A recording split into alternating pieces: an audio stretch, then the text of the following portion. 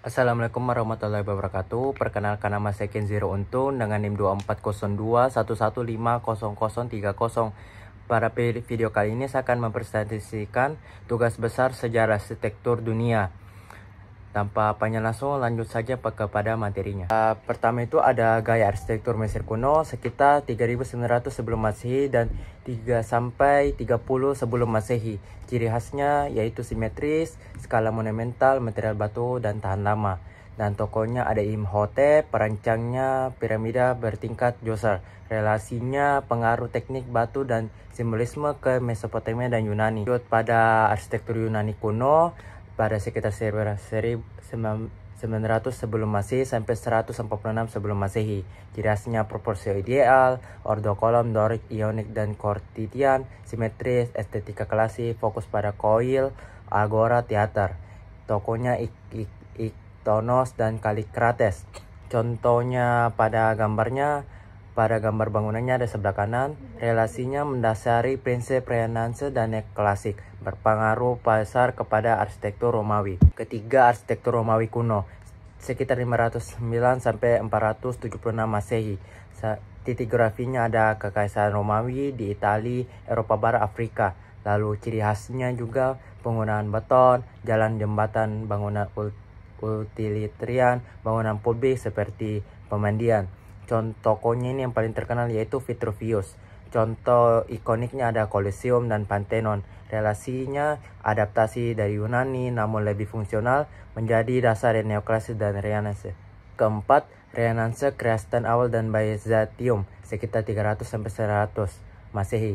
Geografinya ada Roma. Lalu ciri khasnya basilikal longitudinal dengan nave dan transept. Tokohnya ada Constantius Agung, Justinius I, Antimius, dan Sidore dan Eusebius.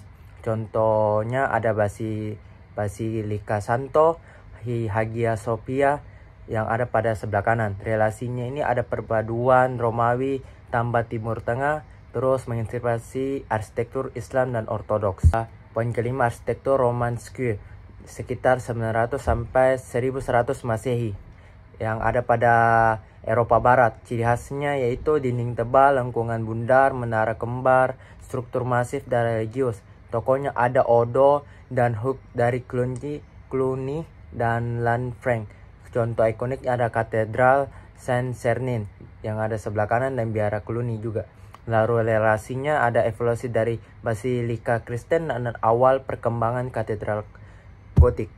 Lalu yang keenam, arsitektur gotik sekitar 1100 sampai 1500 Masehi. Ciri khasnya itu lengkungan lancip, jendela patri, dan fokus pada pencahayaan spiritual. Titik geografinya ini ada pada Prancis dan Jerman dan Inggris. Lalu tokohnya ada Abbot Suger. Contoh ikoniknya ada Katedral Notre Dame dan Katedral Chartres yang ada pada sebelah kanan. Lalu relasinya itu puncak arsitektur religius Eropa dan dirombak Renaissance. Yang ketujuh ada arsitektur Renaissance yaitu sekitar 1400 sampai 1900 Masehi. Titiknya ada di Italia menyebar ke Eropa. Lalu ciri khasnya kembali ke proporsi Yunani Romawi, kubah besar, humanisme arsitektural. Lalu tokohnya ada Filippo Brunelleschi dan bangunannya itu ada kubah Santa Maria del Fiore dan Palazzo Pitti. Relasinya ada reaksi terhadap gotik dan mendasari barok dan neoklasik.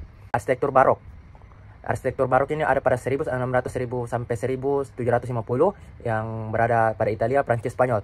Ciri khasnya itu dinamis, gaya ornamen, pencahayaan dan bayangan, simbol kekuasaan gereja dan monarki. Tokohnya ada Gian Lorenzo Bernini. Contoh bangunannya itu Istana Versailles, Basilika Santo Petrus, bagian barok. Lalu relasinya lanjutan dari dramatis dari Renaissance disempurnakan oleh Rokoko. Gaya arsitektur Rokoko. Pada poin ini titiknya ada pada Prancis, Jerman Selatan, dan Austria. Ciri khasnya itu elegan, bentuk organik feminim, interior mewah dan lembut. Tokohnya ada Francis de Sulpice. Contoh bangunannya itu Istana Saint-Just dan Amalienburg yang ada pada sebelah kanan. Lalu relasinya ada reaksi lembut terhadap barok yang berat menjadi jembatan menuju neoklasik. Lalu ke-10 ada neoklasik dan eklektik. Titiknya ada pada Eropa dan Amerika Serikat. Ciri khasnya itu kembali ke jalan klasik, garis lurus kolom dan fronton. Pada gaya eklektik, pencampuran berbagai gaya sejarah yaitu pada toko Thomas Jefferson. Terus gedung ada Capital Washington DC, Museum, dan relasinya itu merespon revolusi industri dengan ketertiban awal dan pengembangan gaya modern. Lalu ke-11 ada Arts, Crafts and Art Nouveau 1850 sampai 1914. Ciri khasnya itu kualitas kerajinan bahan alami, anti industrial. Tokohnya itu ada John Ruskin, William Morris. Terus toko pada Art Nouveau ada Victoria Horta. Contohnya ikonik itu pada bangunannya yaitu Red House dan Casta Battallo. Relasi pada masa ini ada pra-modernisasi melawan mesin, jembatan gaya modern awal. Arsitektur modern awal itu pada Eropa dan Amerika Serikat. Ciri khasnya itu fungsionalitas, material baru seperti baja, kaca, dan beton. Prinsipnya from volume function. Terus tokonya itu ada Le Corbusier, Mies van der Rohe, dan Walter Gropius. Contohnya pada bangunannya itu ada Villa Savoye, gedung Bauhaus, dan gedung Seagram. Reaksi rasional terhadap hiasan, sejarah, terpengaruhi oleh revolusi dan perang.